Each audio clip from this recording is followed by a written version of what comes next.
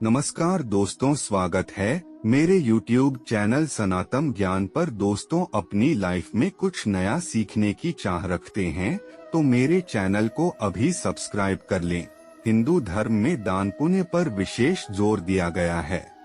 आर्थिक रूप से संपन्न लोग गरीबों के लिए भंडारे का आयोजन करते हैं, जिससे उनको एक समय का खाना आसानी से मिल सके।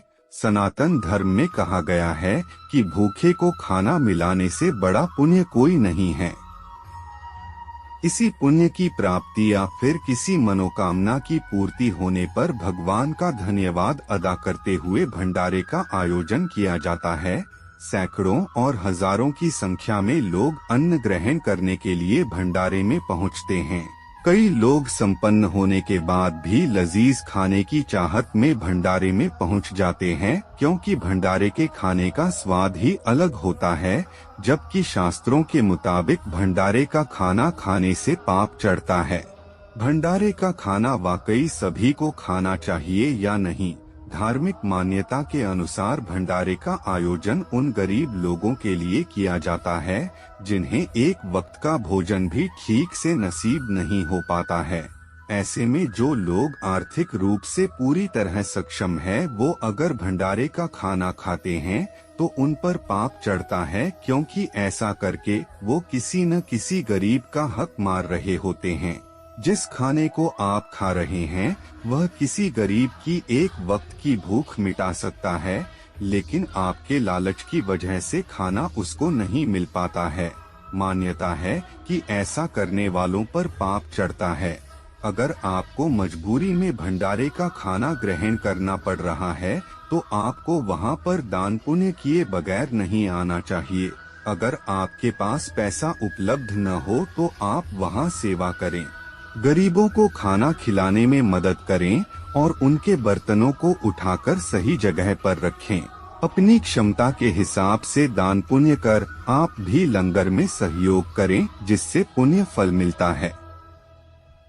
मान्यता है कि अगर आर्थिक रूप से संपन्न व्यक्ति भंडारे का खाना खाता है तो उसके जीवन में परेशानियां आने लगती हैं, कामकाज में असफलता हाथ लगती है। दूसरों के हक का खाना खाने से लगने वाला दोष आपकी आर्थिक स्थिति पर प्रभाव डालता है।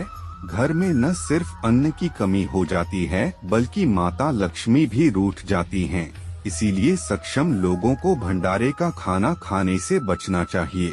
जब भगवान कृष्ण के हिस्से के चने मित्र सुदामा ने खा लिए थे तो उनको गरीबी का जीवन जीना पड़ा था, क्योंकि उन्होंने किसी और का हक मारा था। हालांकि उनके ये गलती बालकपन में हुई थी, लेकिन तब भी उनको इसका बुरा फल भुगतना पड़ा था। इसी तरह से किसी अन्य मनुष्य के हिस्से का खाना खाना अपराध है, इससे पाप चढ़ता है। इसीलिए भूलकर भी ऐसी गलती न करें। भंडारे की प्रथा कब से लागू हुई? प्राचीन समय से ही राजा महाराजा हवन, पूजा पाठ, अनुष्ठान आदि करने के बाद अपनी प्रजा में अन्न, वस्त्र, भोजन आदि बांटते थे। आज भी धार्मिक कार्यों के बाद मंदिरों की ओर से होने वाले अन्नदान ने भंडारे का रूप ले लिया है। हालांकि अब घरों में पूजा पाठ के बाद लोग भंडारा कम ही आयोजित करते हैं, लेकिन मंदिरों और बड़े स्थानों पर यह परंपरा आज भी चली आ रही है। भंडारे को लेकर एक कथा भी काफी प्रचलित है, जिसके अनुसार एक बार जब विदर्भ के राजा श्वेत मरने के बाद परलोक पहुँचे तो उन्हें बड़ी तेजी से भूख लगी। जब उन्होंने खाना मांगा तो उन्हें वहां किसी ने भी खाना नहीं दिया। राजा की आत्मा ब्रह्मा देव के पास पहुंची और उनसे पूछने लगी कि आखिर क्यों उन्हें भूख लगने पर भी खाना नहीं दिया जा रहा है। तब ब्रह्मा देव ने राजा विदर्भ को बताया कि उन्होंने अपने जीवन काल में कभी भी अन्नदान नहीं किया, इसी कारण से उन्हें भी भोजन नहीं मिलेगा। तब राजा ने अपनी आने वाली पीढ़ी को इस स्वप्न में आकर अन्नदान करने और भंडारा करने के लिए कहा। बस तभी से भंडारे की परंपरा चल पड़ी। शास्त्रों में बताया गया है कि संसार में सबसे बड़ा दान अन्नदान है। अन्न से ही यह संसार बना है और अन्न से इसका पालन हो रहा है। अन्न से शरीर और आत्मा दोनों की ही संतुष्टि होती है, इसलिए अन्न दान सभी प्रकार के दान से उत्तम है।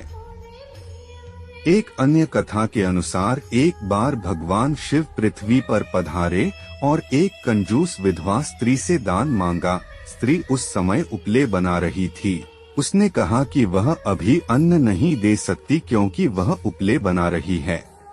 ब्राह्मण ने हठ किया तो स्त्री ने गोबर उठाकर ब्राह्मण को दान दे दिया। मृत्यु के बाद जब वह स्त्री परलोक पहुंची तो उसे भोजन के लिए गोबर मिला। जब स्त्री ने इसका कारण पूछा तो पता चला कि उसने जो दान में गोबर दिया था यह उसी का परिणाम है।